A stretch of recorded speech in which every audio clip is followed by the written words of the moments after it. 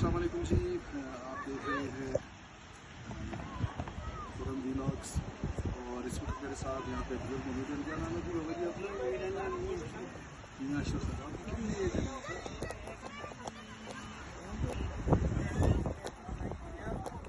शुरू से यहीं के मकामी हैं, यहीं पे रहते हैं यहाँ के?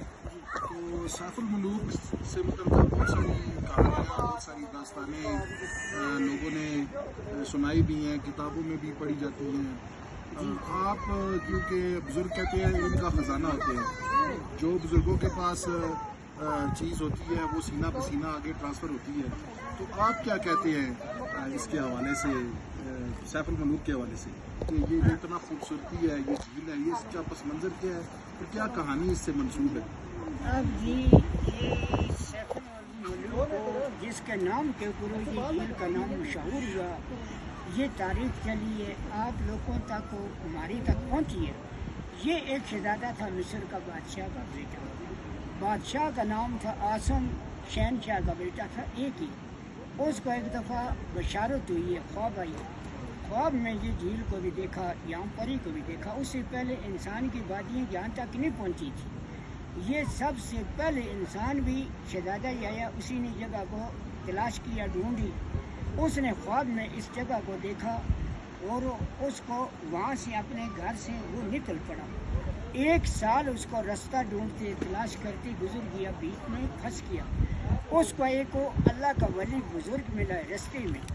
उसने ये बताया कि एक मलका पर्वत पहाड़ है और उसके पास एक कुदरती झील है, वहाँ चले जा शहजादा, आपको परी मिलेगी तो नजर भी आ जाएगी। और मलका पर्वत एक सामने वाली पहाड़ है, ये बात नहीं। परी यहाँ कागान वैली के अंदर ऊंची पहाड़ बोली है, तो वैसे पहाड़ों से छोटी है। इस वक्त तक किसी ने उसको पार नहीं कर सका। बड़े लोगों ने कोशिश की थी इसके लिए, मगर उससे नाकाम रह गई, इस वजह से कि इसके ऊपर जिनों परियों का कब्जा है। वो चीज़ें इंसान को ऊपर सर नहीं करने देती। जिस वक्त शहजादे को फिर उसी अल्लाह के वली बुजुर्ग से सुलेमानी टोपी मिली, तो उसकी मदद में 2 जिन हाजिर हुए।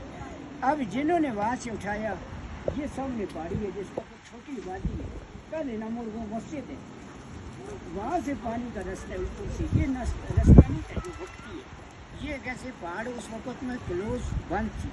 ये झील थी जो हम बैठे हैं, ये झील का एरिया पूरा पानी था। इतनी बड़ी झील थी ये वाली।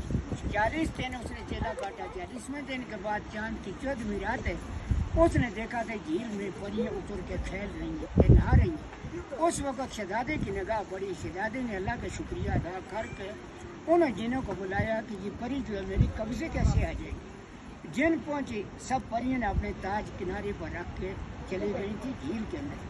जिन्होंने उसका ताज जो है मलका का उठाया, लेके उसका नाम था बदियुल जमाल मलका जी।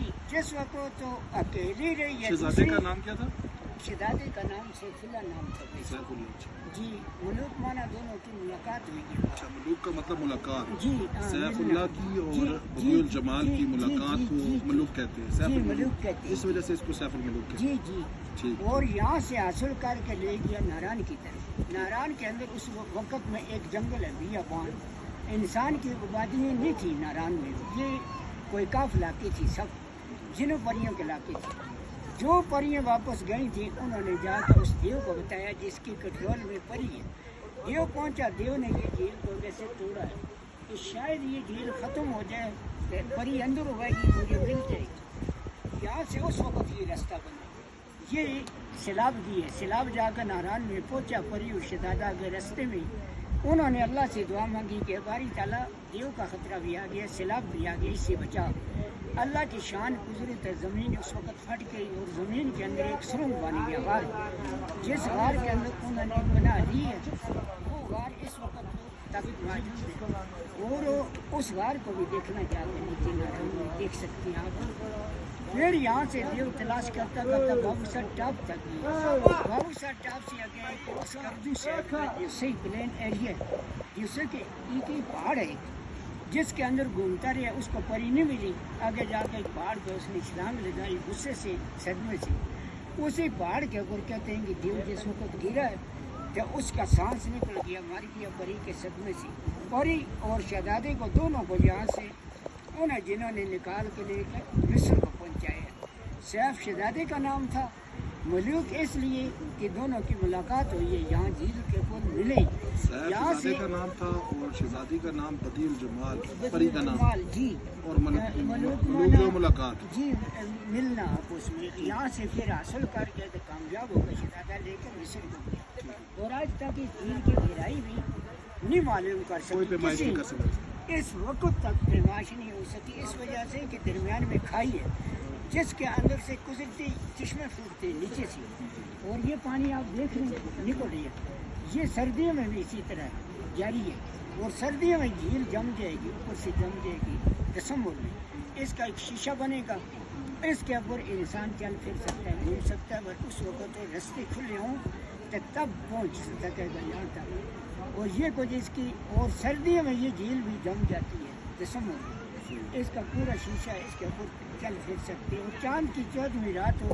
خوبصورت اس کا نظارہ بھی ہے دیکھنے والا، جس وقت چاند نکلتا ہے، چاند کی اس کے اندر لائٹ پڑتی ہے، چاند، پہاڑ، آسمان، ستارے، اس رات میں ایسے دیکھو اس کے اندر کی جیسے شیشے کے اندر انسان اپنے چہرے کو دیکھتا ہے، اور ہزاروں قسم کے رنگ کلر اس رات میں بدلتے، اس رات میں یہ چیزیں حاضری دیتی ہیں ابھی بھی، اور اس رات کا یہ ہے کہ جو انسان اس وقت میں اللہ کی یاد میں اور باوضو ہو کے اور صاف پاک ہو کے تنہائی کے اندر رہتا ہے، تو اس کو نظر بھی آتی ہیں اور دکھائی بھی دیتی ہیں، یہ کچھ اس کی معلومات تاریخ اسٹوری کی سیف الملوک کے بارے میں یہ مکمل ہو چکی ہے۔ ہاں بھائی، بہت شکریہ، آپ نے آج ہمیں بہت اہم معلومات سیف الملوک جھیل کے حوالے سے دی، بدیع الجمال اور سیف کا یہ آپ نے ایک ان کا جو آپس میں پیار کا رشتہ تھا، محبت کا، وہ بھی بتایا، پھر یہ ساری جو اسٹوری آپ نے سنائی ہے یہ آپ بیسک یہاں کے لوگوں کو پتہ ہے، ویسے بہت ساری کہانیاں منسوخ کی جاتی ہیں، آج ہم نے بزرگوں سے یہاں پہ ملاقات کی ہے، ان کی مہربانی، انہوں نے ہمیں یہ ساری چیزیں ان کے بارے میں بتایا، بہت بہت شکریہ جی، اللہ پاک آپ کو صحت سلامتی دی، اللہ پاک آباد رکھے۔ آپ کس جگہ سے؟ ہم راولپنڈی سے ہیں جی۔